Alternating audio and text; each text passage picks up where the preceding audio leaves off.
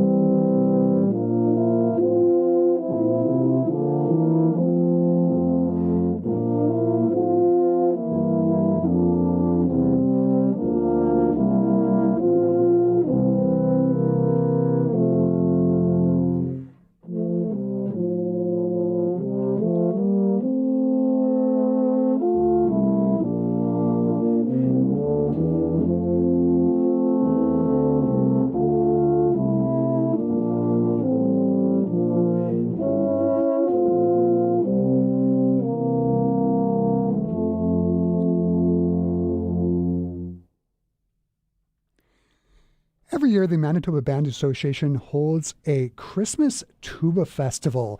This year, it is the 18th annual Tuba Festival that's held at the Centennial Concert Hall.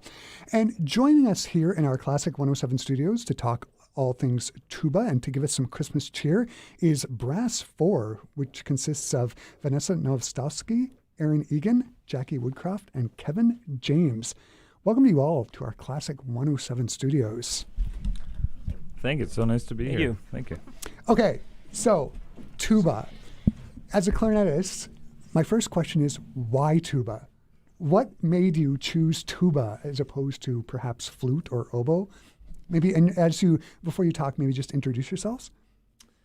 My name is Aaron Egan. I'm a local tuba player here with the Royal Canadian Air Force Band. I ended up playing tuba actually.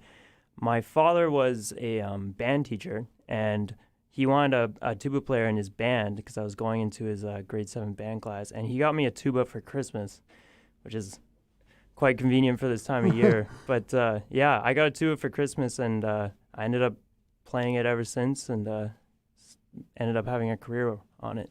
All right, how about you, Jackie? I actually didn't choose it. It chose me. I actually started out on euphonium, and by the time I got to high school, we did not have a tuba player. So I volunteered, and here we are. Nice. Kevin, how about you? Hi, I'm Kevin. I grew up in Virden, Manitoba. I like to think the euphonium found me as well. I always wanted to play trumpet, but I went into band class and gave my best shot at what I could play, and I chose the euphonium. I like to push buttons, and the low brass really rang in my ear. And here I am years later, and I'm also playing in the Royal Canadian Air Force Band, which is a long dream of mine. So I'm kind of living it. It's really cool. That's great. Vanessa, how about you? So I actually wanted to play flute or clarinet like all my friends, but my brother played euphonium, and my mom, when my brother was playing in band before me, ended up my brother played euphonium as well, and my mom loved the fact that because we lived in Transcona, which is far away from all music stores, she loved the fact that we could rent the instrument through the school. So she gave me the choice of either I could play euphonium or tuba. And so I decided the euphonium because I'm not a very tall person, and luckily it all worked out okay for me. Nice. And for our listeners out there, we're using these terms tuba and euphonium. Maybe one of you can tell our listeners what the difference between a euphonium and a tuba is. Kevin? I get asked often what a euphonium is, and people feel bad for asking, but a lot of people don't know. So I often introduce myself as a baby tuba player.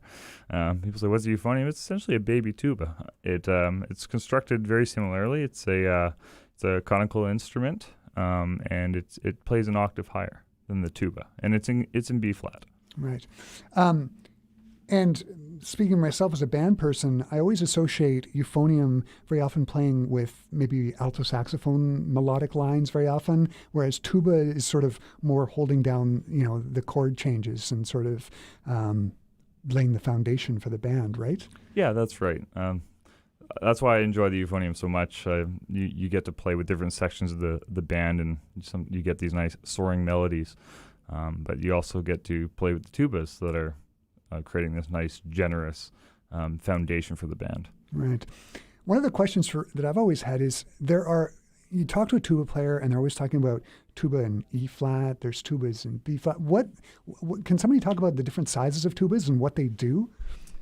So tubas can come in a variety of shapes and sizes, which I think is quite a unique thing about tuba that I think is really interesting because, a lot of times trumpets generally just look like a trumpet, but tuba you can have upright valves or rotary valves. Generally for sizes, you can have what's called like a 3/4 size, 4/4, 5/4, and they even have 6/4 size orchestral tubas now. So there's quite a variety, and they come in different keys. There's C tuba and F tuba, and then B flat and E flat tuba. And there is even a D tuba, which is kind of extinct now, but that did exist at one point. So as a tuba player, do you have to own all the different keys of tuba? Certainly not, but for an orchestral player, for example, pretty much every professional player would have either an F or E flat tuba, and then a big concert tuba, which would be either a C or a B flat tuba. Right. And are tuba players ever in a situation? Are they ever asked to site transpose on the spot, because of the key of the instrument that they have and that the part that's been written in? Typically not, because pretty much all tuba music is written in concert pitch. So even if you're playing a B flat or a C tuba, your music's always going to stay the same in concert pitch. This always confuses trumpet players, especially because they have to transpose a lot. The only time you ever run into transposition if you're playing traditional brass band music where it's written in treble clef B flat, for example. Right. Okay, so let's talk about the Christmas Tuba Festival that's put on by the Manitoba Band Association. This year, it's on December the 15th. Vanessa, maybe you can talk to that? Sure, yeah. So this started 18 years ago, and it actually started at St. Vital Mall. We would rehearse first at Dakota Collegiate, and then walk across the street with our tubas and euphoniums. And at that time, it was about 40 of us who all just met in front of some of the stores at St. Vital, and we performed Christmas carols for all the holiday shoppers. And then eventually we got too big, and so we had to find a different venue, which was awesome problem to have. And we made some connections with the concert hall, and so we've been there for a number of years now, probably at least I'd say maybe 10 out of the 18 years now that we've been there. And so we play on the piano nobile as patrons make their way to their seats, and we're directed the last couple of years by Alexis Silver, who's the band director at Sisler. Yeah. Is it for just advanced tuba players, or is the tuba festival can anybody? Yeah, so anyone who has a euphonium or tuba is welcome to attend and participate. We have a variety of different music of different skill levels, and we even actually have some simpler parts written for players who might be less experienced, maybe only have 6 months or 4 months. Maybe they started in September and they want to be part of this cool experience. Right. And so we have simpler music all the way to advanced music as well. And even often we have the members of the WSO, or of course we have RCAF players as well who are going to be joining us as well. So it's pretty cool for maybe a grade 6 player who has been playing for 4 months on their euphonium or tuba, and then all of a sudden the tuba player from the WSO is sitting next to them, and it's really neat to see that connection happen. Nice. And I understand there's like prizes that are handed out for... Yeah, so all participants are encouraged to decorate themselves and their tubas and euphoniums, and so we have everything from garlands and bows and lights and flashing lights and matching hats and everything, or even like a whole section from a school will come and be all matching. And Long McQuaid is very generous and gives a gift card to the best dressed tuba or euphonium player. So it's pretty fun. Nice. So it's December the 15th. It's a Sunday. What time is it at? I believe when the doors open to the concert hall, so at 1 p.m. it starts, and we play for about 45 minutes. Nice. So it'll be a variety of stuff. Christmas carols, I'm imagining. Yeah, Christmas carols, medleys, and some Canadian repertoire as well. So it's a bit of a mix for everyone. Yeah, it sounds like a great way to sort of build a community amongst tuba players around the city, and especially for young tuba players, it gives them something to aspire to, Definitely. right? When they hear better players. Well, and as you mentioned, and Kevin was talking as well, we don't always get the melody because often it's the saxophones or the flutes or clarinets or trumpets. So this gives the opportunity for us to have the melody, which is pretty fun too, and play in parts, because often it's just one part per instrument. So it's lots of neat opportunities for us. And if you're ever watching a tuba player in an orchestra, very often they're sitting for a good part of the time, and definitely. with this kind of a concert, there'll be a lot more playing. Yes, well, and we I think our max amount we've had so far is about 125 players. So you can imagine the sound that comes from that. Enormous. I understand you have one more piece to play for us. Maybe does somebody want to talk about what the piece is that you're going to play? Set it up. We will be playing a medley ourselves. It's a Rudolph and Let It Snow medley. And thank you very much for having us. Well, thank you for coming. I'll let you go to it.